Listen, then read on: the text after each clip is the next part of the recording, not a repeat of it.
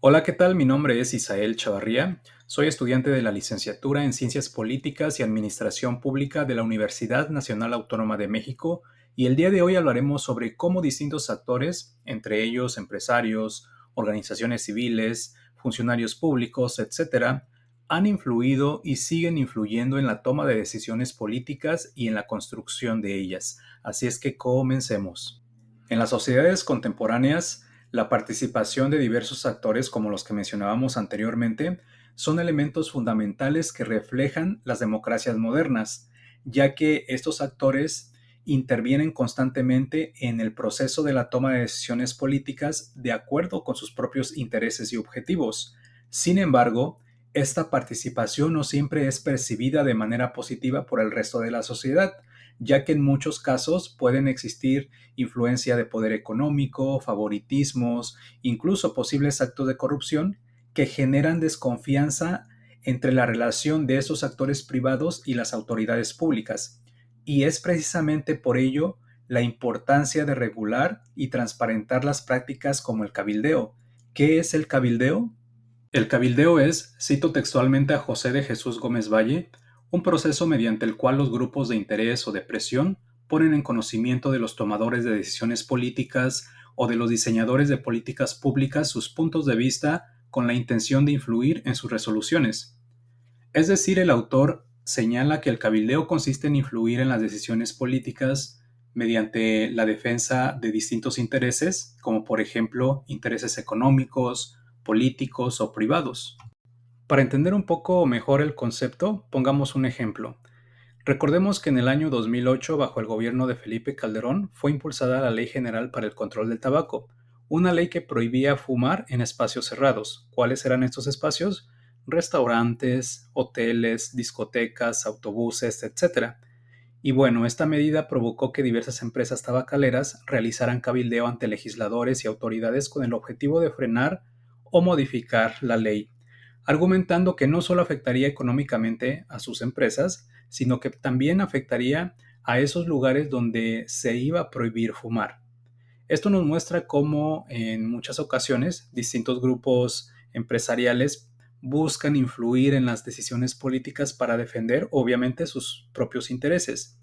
Y es precisamente ahí en donde entra el papel de los cabilderos, el de representar intereses privados e intentar influir en la creación o modificación de leyes y políticas públicas. En México, este proceso no siempre estuvo dirigido hacia los legisladores, tal como lo conocemos actualmente. Más bien, los grupos que intentaban influir en las decisiones políticas de décadas anteriores, como por ejemplo en la década de los 60, 70, 80, acudían directamente ante el presidente de la República, ya que éste concentraba gran parte del poder político y funcionaba como juez de última instancia o árbitro superior, tal como lo menciona José de Jesús Gómez Valle en la página número 100.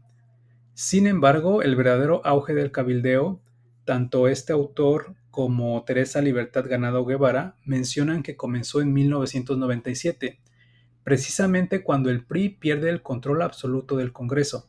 Es decir, ningún partido político tenía por sí solo la mayoría legislativa.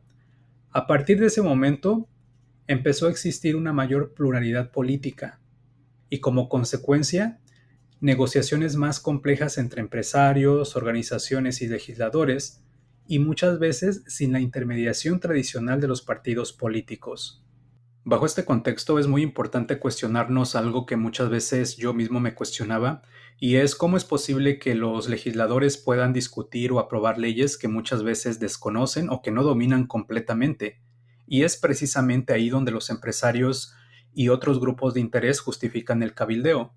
Tal como menciona José de Jesús Gómez Valle, los legisladores no son expertos en todos los temas que tienen que legislar.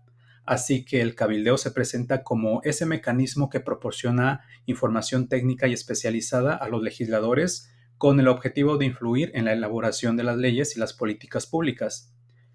Los principales métodos que utilizan los cabilderos son la investigación técnica, la elaboración de iniciativas, los contactos formales e informales con legisladores, la creación de opinión pública favorable y la movilización social.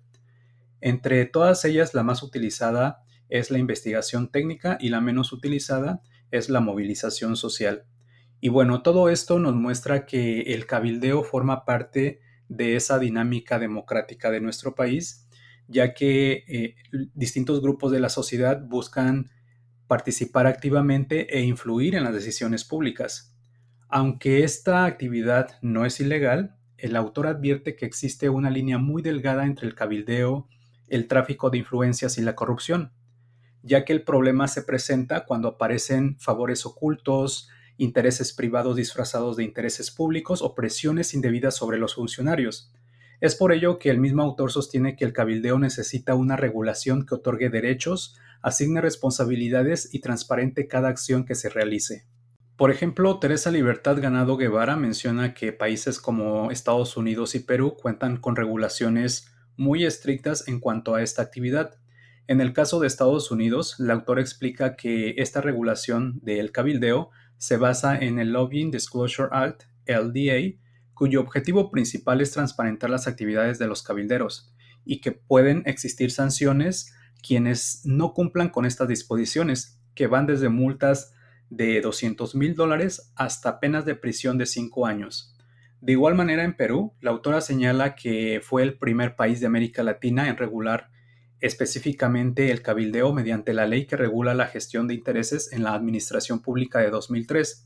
Con esta legislación se busca garantizar la transparencia, crear registros públicos de gestores de intereses y obligar a los cabilderos a reportar periódicamente sus actividades. Al igual que Estados Unidos, contempla sanciones que van desde amonestaciones, multas hasta suspensión de licencia, cancelación definitiva e incluso inhabilitación perpetua. Aunque en México sí existen regulaciones sobre el cabildeo mediante el Reglamento del Senado de la República 2010 y el Reglamento de la Cámara de Diputados 2011, estas regulaciones aún son limitadas, por lo que la autora sostiene que hace falta una regulación más completa y transparente para evitar precisamente la corrupción, el tráfico de influencias y los conflictos de interés. Como conclusión, puedo decir que el cabildeo es una actividad muy importante en nuestro país, ya que refleja precisamente la democracia de este, debido a la participación de diversos actores en la toma de decisiones públicas y legislativas. Sin embargo, considero que si no existen mecanismos claros de regulación y transparencia, esta práctica puede convertirse en corrupción, tráfico de influencias o conflictos de interés. Es por eso que es necesaria una legislación más sólida que garantice transparencia y sancione a aquellos que no cumplan con los reglamentos dentro del proceso político.